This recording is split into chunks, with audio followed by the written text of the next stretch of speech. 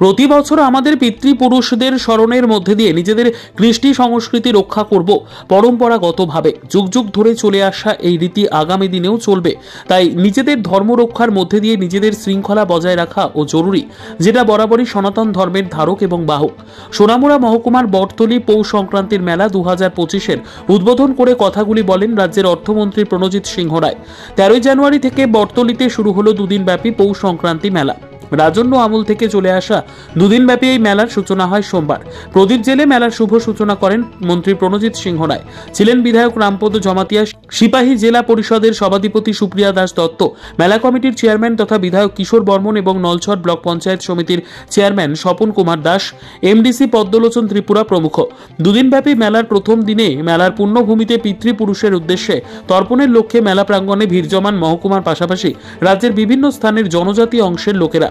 রাত্রি যাপনের মধ্যে দিয়ে সেখানে মেলা উপভোগ করেন তারা। তারপর ভোর হতেই একে একে চলে তর্পণের কাজ। গোমতীর ত্রিবেণী সঙ্গমে গঙ্গাঘাটে পিতৃপুরুষদের উদ্দেশ্যে তর্পণ করেন ধর্মাবলম্বীরা। মেলাকে কেন্দ্র করে যেন কোনো অপ্রীতিকর ঘটনা না ঘটে সে বিষয়ে সকলকে সুশৃঙ্খলভাবে উৎসব উপভোগ করার আহ্বান রাখেন মন্ত্রী। পাশাপাশি সংশ্লিষ্ট দপ্তরের কর্তাদের উপদেশ দেন যেন মেলার ভেতরে এবং বাইরে সকল দিকে তীক্ষ্ণ নজরদারির মাধ্যমে মেলাকে উপভোগ করার সুযোগটুকু দেওয়া হয়। তবে দুদিনব্যাপী এই মেলাকে কেন্দ্র করে সকল অংশের মানুষের মিলন ক্ষেত্র হয়ে ওঠে বটতলী মেলা প্রাঙ্গণ। তবে একাংশের অভিমত, রাত বাড়ার সঙ্গে সঙ্গে মেলা প্রাঙ্গণে প্রশাসনের তীক্ষ্ণ নজরদারি না রাখা হলে বিক্ষিপ্ত ঘটনা এড়ানো অনেকটাই কষ্টকর হয়ে পড়বে। এতে করে আগামী দিনে মেলা হারাবে তার জৌলস। কেননা রাত বাড়ার সঙ্গে সঙ্গে ইফটিজিংকে কেন্দ্র করে কিছু নেশাগ্রস্ত উশৃঙ্খল যুবকদের দ্বারা মুহূর্তে উত্তেজনা ছড়ায় মেলা প্রাঙ্গণে। সেখানে বিক্ষিপ্ত ঘটনায় অল্প বিস্তর আহত হয় একাংশ যুবক। সংবাদ সংগ্রহ করতে গেলে সেখানে তাদের রক্তচক্ষুর মুখে পড়তে হয় সংবাদকর্মীকে। সংবাদকর্মী এবং পুলিশ প্রশাসনকে লক্ষ্য করেও ফেলা হয় গরম চা, গরম তেল। তাই অচিরে এই সকল দিকগুলি লক্ষ্য রেখে আগামী দিনে সঠিক ব্যবস্থা গ্রহণ না করা হলে বটতলী পৌষ সংক্রান্তির মেলায় আগামী দিনে ভাটা পড়বে, সেটা বলাই বাহুল্য।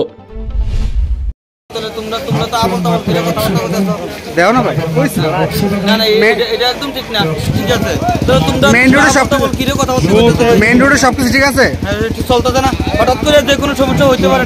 সমস্যা হইলে রেসপন্স কথা না, তোমরা রেসপন্স কথা না, কুইকলি রেসপন্স করবে না, কুইকলি রেসপন্স করবে কিনা, কুইকলি না, ফায়ার সার্ভিস আর অ্যাম্বুলেন্সের কুইকলি রেসপন্স করার দায়িত্ব কিনা। কম্পিউটার লোক মতো সবকিছু হয়ে যাবে ভাই।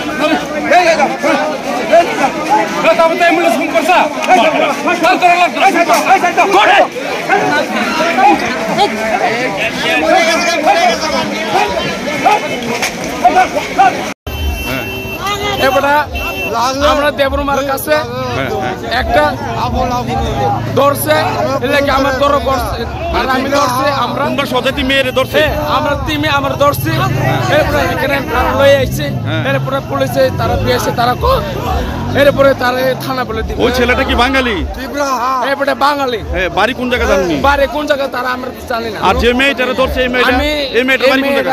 তার তো লজ্জা লাগিয়া এটা পুরো হয়ে গেছে, লজ্জা লাগিয়া। যে মেয়েটারে ধরছে ওই মেয়েটার বাড়ি কোন জায়গা?